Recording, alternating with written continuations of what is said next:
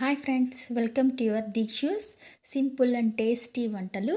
ఈరోజు మనం నాటుకోడి పులుసు ఎలా సింపుల్గా టేస్ట్గా చేయాలో నేర్చుకుంటాము. దీంతో పాటు హెల్తీ మినపవడ ఎలా చేయాలో తెలుసుకుంటాము.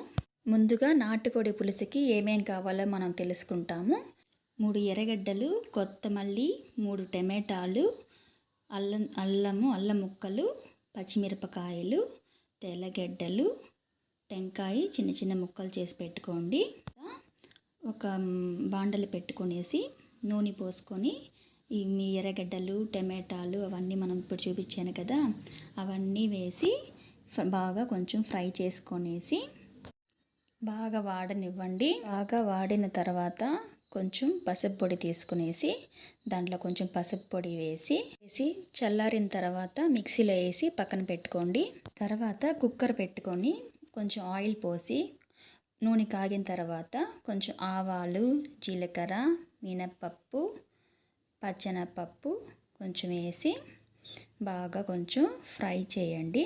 ఫ్రై అయిన తర్వాత కొంచెం కరివేపుల తీసుకునేసి కరివేపుల కూడా వేసి కరివేపుల చిటపటలాడిన తర్వాత ఎర్రగడ్డలు వేసి నిదానంగా బ్రౌన్ కలర్లో వచ్చేలాగా సిమ్లో పెట్టేసేయండి.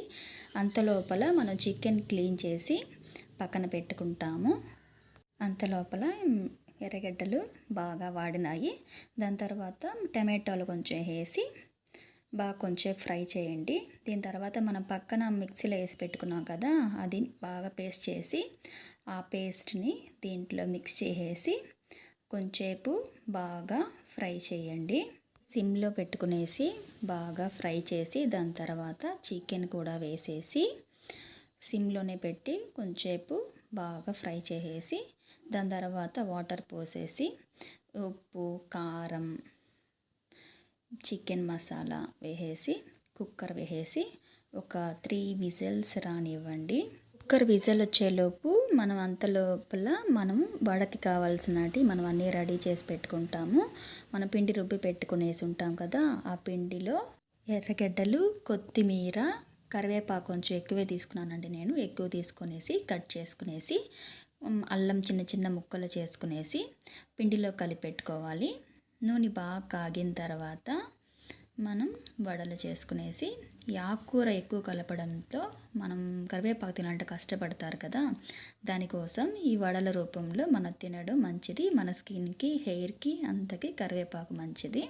వడలు రెడీ అయ్యే లోపల మన కుక్కరు 3 విజిల్ వచ్చిన తర్వాత మనం ఆపేసి కొంచెం పైన ధనియాల పొడి, మిరియాల పొడి కొంచెం చల్లుకొని కొత్తమల్లి కొంచెం వేసుకునేసి గార్నిష్ చేసుకునేసి మనం దించి పెట్టుకుంటే టేస్టీ అయిన నాటుకోడి పులుసు రెడీ. ఈరోజు మీరు ఈ వంటలు ట్రై చేసి ఎలాగున్నాయో నా కామెంట్ బాక్స్లో పెట్టండి. సబ్స్క్రైబ్ చేసుకోండి, లైక్ చేయండి.